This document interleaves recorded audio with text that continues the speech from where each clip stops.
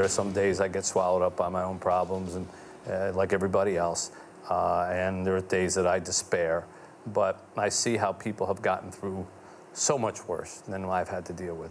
When you sit with ALS patients and they can't move, and like Morrie had to turn his head from side to side, and yet he wanted to wake up the next day. He didn't just want to end it, he wanted to be there.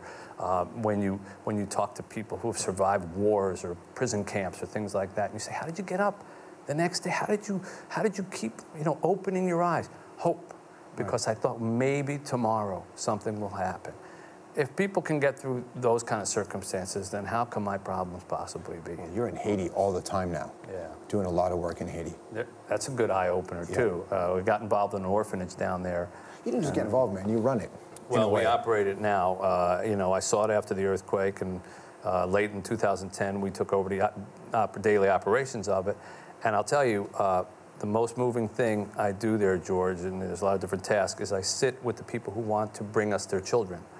And I see a mother or a father or a brother or a guardian, and they'll hold one baby here and another one here, and the mother might be pregnant.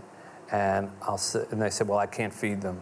Take this one. And I'll say, well, why this one and not the younger one? You can have him too. Well, what's going to happen to the one that you're about to deliver? When he's born, you can have him too. And at first, I thought it was insensitive. And then I realized it's actually love, because these people were saying to us, you can give these children a better life. You can educate them, which we do. You can feed them 3 meals a day, which we do. You can have nurses and doctors with them, which we do. We can't do that. I would rather the child have a good life than necessarily just be with me in a corrugated tin tent with dirty water that's being drunk by animals, and we're using it to bathe. And so it's been such an eye-opener about what conditions exist in the world. And George, I'm sure you've seen this because you've been there yourself. You get on an airplane, they serve you those hot peanuts, and things like that, and you're eating, and then you get off a plane and you're in a place where people are sleeping on the ground and are looking for their next meal. And you're there for 3, 4 days, 5 days, 6 days, 7, and you get on an airplane and there are those peanuts again.